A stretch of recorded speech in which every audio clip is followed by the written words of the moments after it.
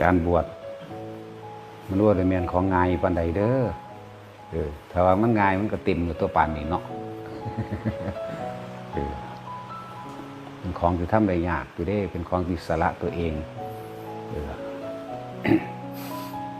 แต่ว่ามันคงเด็ดเดียวอีหลีนึง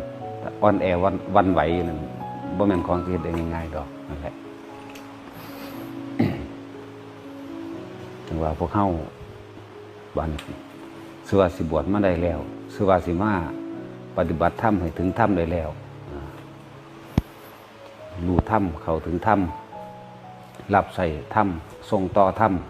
โอ้มันธรรมดาเด้แนวหมดนี่เพราะสำนึกฟังบ่เข้าใจดอกเนาะ แต่ว่าความเสื่อมถอยในลงแห่งการแสดงธรรมของพระพุทธเจ้าทั้งหลายย่อมไม่มีแม่นบ่ล่ะบ่มีความเสื่อมถอยในลงของพระพุทธเจ้าทั้งหลายแห่งการแสดงธรรมบ่มีเด้นั่นแหละถ้าพวกเฮาได้บวชเข้ามาแล้วก็มาฝึกหัดธรรมปฏิบัติธรรมเข้าถึงธรรมแล้วการรับใส่ธรรมส่งต่อธรรมถึงว่าบ่แม่นของง่าย ร่างกายเป็นของเจ็บปวดป่วยเมื่อยกายเจ็บปวดป่วยบ่พอสำเร็จแต่ว่าใจนี่ยังพยายามที่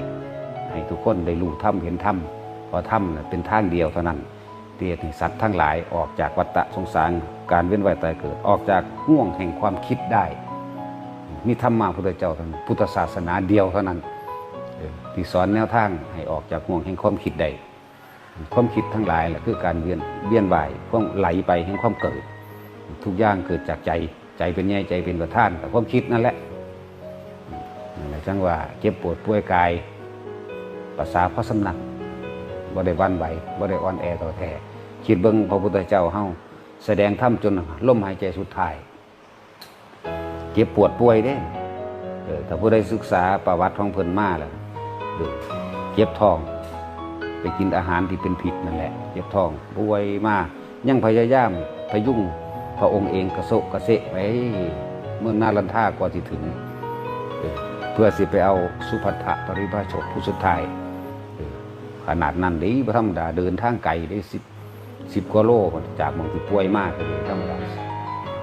หลายกว่า10กว่าโลอยู่ดอกนั่นแหละที่เบิ่งดูว่าร่างกายบ่ได้เป็นอุปสรรคสำหรับเพิ่นเลยภาษาหยังครับเฮาแข็งแรงปึงอยู่บัดนี้ทั้งนมรออีกต่างหากเนาะแต้ว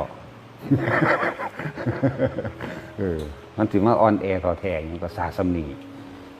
อายุเพิ่น80 ปีเบิ่งเด้อนั่นย่างก็โซะเกะเซะทั้งปวดท้องเด้กุมท้องยางเด้บ่ธรรมดาเด้